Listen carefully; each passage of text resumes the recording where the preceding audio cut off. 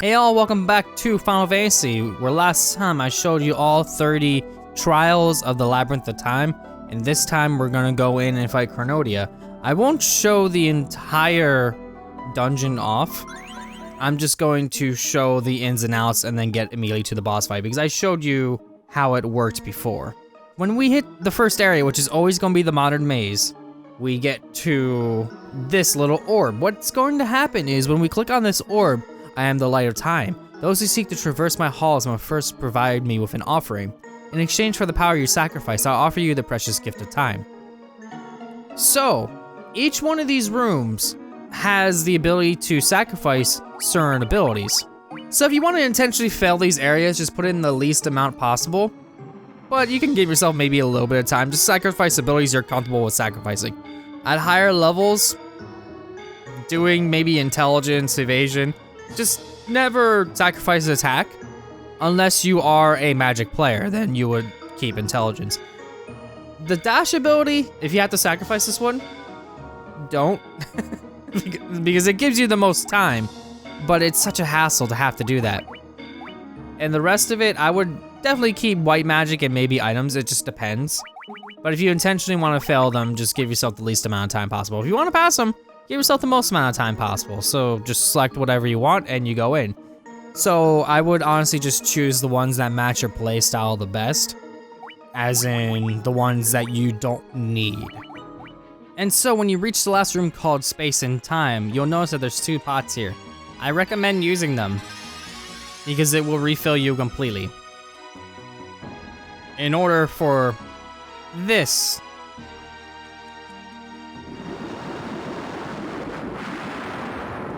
you have done well to come this far. This entire labyrinth is an illusion I created to lure those bearing power such as yours.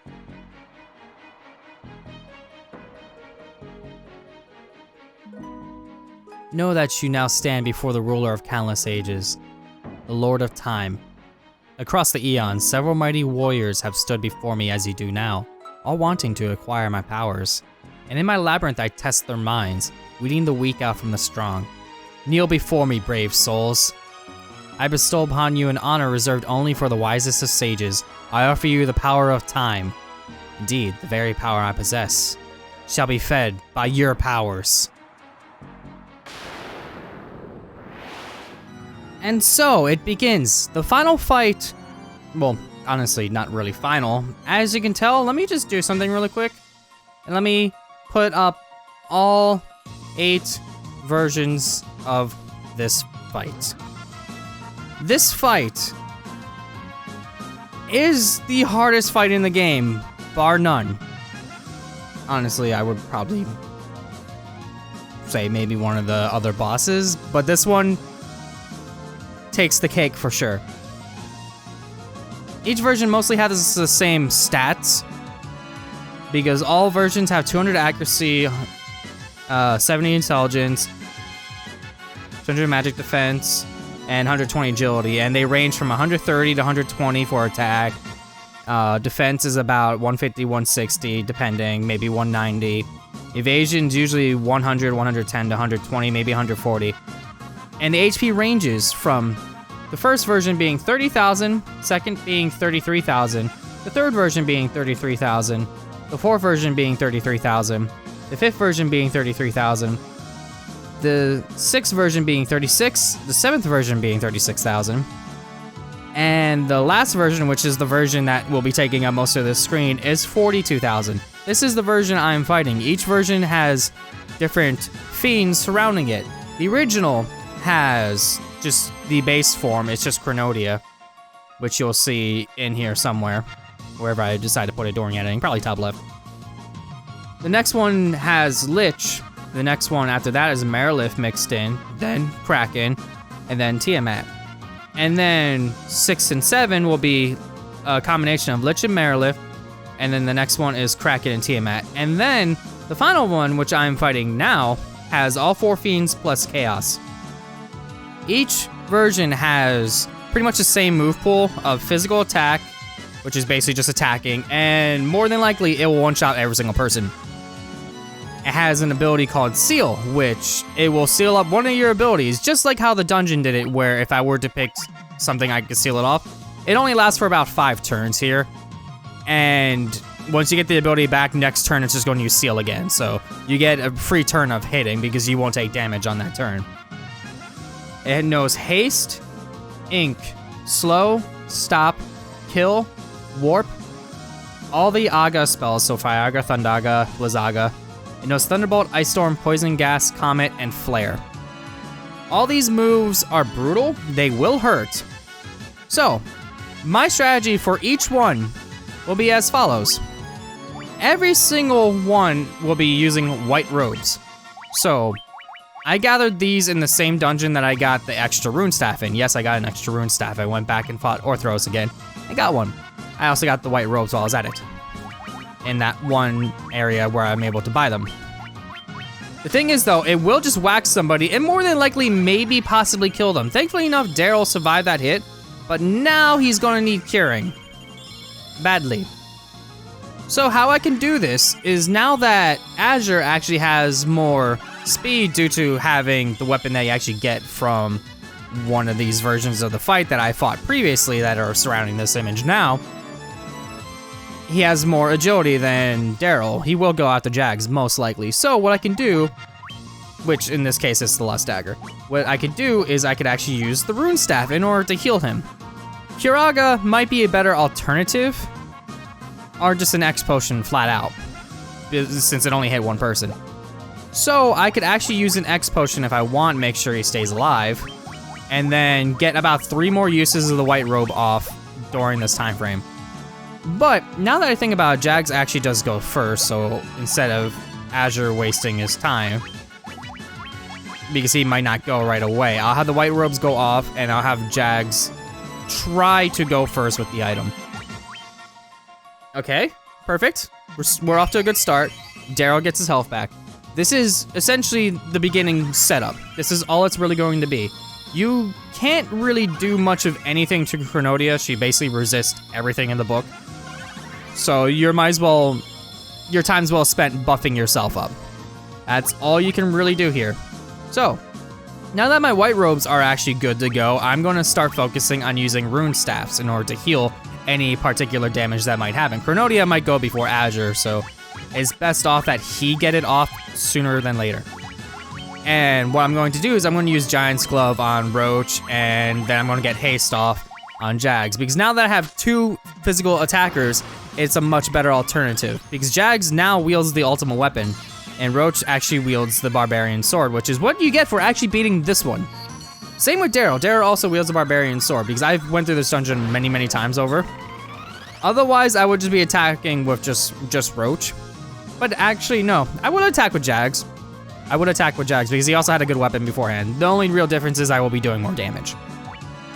So, now that everybody that needs haste has haste, I could also give it to Daryl as a just in case, but I'm gonna focus on my rune staff usage, just so everybody can have health being restored when they need it.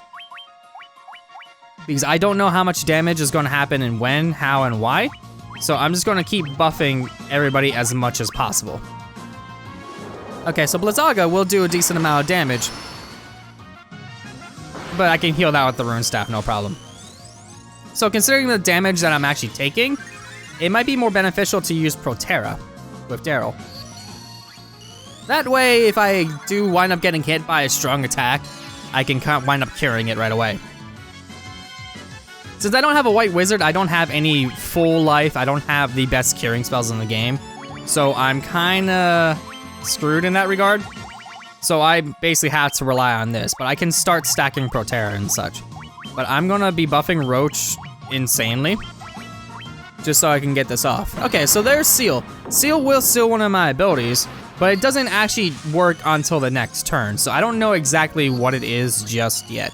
Like, it won't just stop me from doing commands, I have to wait till next turn. The biggest issue for me with sealing is items. Items will ruin me, and it's items, because of course it is. So now I'm actually gonna have to worry about using magic or otherwise in order to cure. So while Azure's kinda in a pickle, I don't know who's gonna get hit and why or when, so I'm better off using Protera again. And then I'm gonna start using attacks of Roach in order to see what I'm going to do and how. But since I have Invisera, I have like the best what I can get, especially since I stacked it that many times. It's really good. But I still need to buff up Roach even further because that was actually rather pitiful damage compared to what I'm used to seeing with him attacking in these dungeons. Okay, so, better off just using Flare again. You get off one more Protera maybe, and then use Temper one more time. All right, good. We are wrecking this. I am level 99 now, so yes, this is making this fight much easier for me. But honestly, it's not terribly hard. You could do this like level 70. Just as long as you have all these stat buffing, it makes it a much easier fight. If you don't, well, that's a problem. I'm gonna use Flare again. I am going to focus Protera maybe one more time. I'm not sure. I don't have No All, sadly, because it's in my items. No All would also be a good use of my time. But I could cast Haste on you, because I could potentially give myself a third attacker. If the time is right. Okay, Flare. All right, so now I'm gonna probably need to heal that. Okay, yeah, I'm gonna need to heal that next turn. That was a lot of damage, and I need to see about fixing that. But I'm gonna do Flare right back. Mine does more damage. I mean, at least to a single target anyway. You did way more damage because you had 4 people, but semantics. Okay. And now, since I can use items again, it's time for the Rune Staff in order to heal what I just took the damage. And I'm gonna buff you up just a little further because you are not doing that much damage. All right, that's gonna hurt. All right, well, that was not that bad. I could heal that. And now that should be just enough buffing for Roach.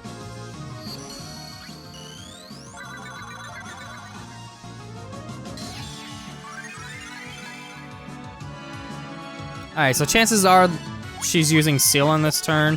So I am just gonna get off that healing while I can. And let's see, what else can I do? I could potentially use the other things. All my extra items are all the way down here. I kind of hid them because I don't need them all the way there. I got all the ones I could just use. Let's see here. Judgment Staff, that's just for Flare. I don't really necessarily need to do anything right now, so what can I do with you, actually? Wow, I'm drawing blanks here, what I want you to do. You know what? Strength Tonic. Start buffing up Jags. Roach can start attacking now, and you can start using Giant's Glove to buff yourself up. These Jags needs the strength buff now, and now that we got Seal going, it might be a problem if it turns out to be attack that gets sealed, but it's not terribly a big loss there, because that just means I can spend the next turns buffing and healing. Okay, items again. Okay, that was unexpected. So I guess I will buff up, no. Oh wait, I can't use my Rune Staff, never mind. I'm just going to use Saber. You,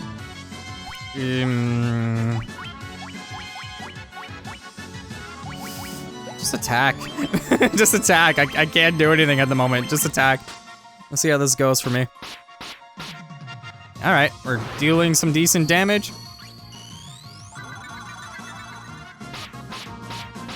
More than likely, when you would be doing this fight, you will be using most of the stuff you got from all the other encounters of Chronodia, because you wouldn't want to do the hardest one first. But it's also a trap because you wouldn't realize that, hey, I don't want to be doing the hardest one first. But whatever. I'm doing what I can do, and so far it's working for me. I'm not taking that much damage. I'm not like fully maxed out stat-wise. There's no way. I'm not going through all the other dungeons again constantly in order to get stat buff items. It is not worth it. It takes forever. And doing this alone took me days worth of prep just to even be able to get this Chronodia fight out to you guys. Just due to how long it took to do all this. Wow, thank you, Azure. That's a turn I don't have to heal.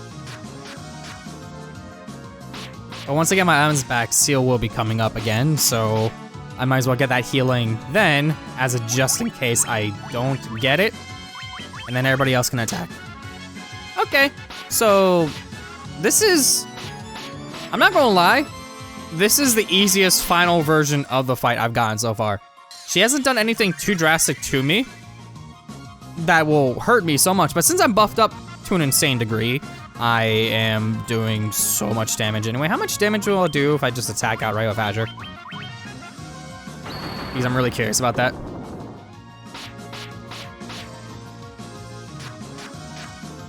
Okay, I should've just used Flare. Should've just used Flare. And now I get to find out what my next ability that got sealed is. Items again? What is going on? Okay. I mean, yeah, that could potentially screw me over, but considering how much damage I'm not taking, I'm totally okay with this. I am totally fine with this.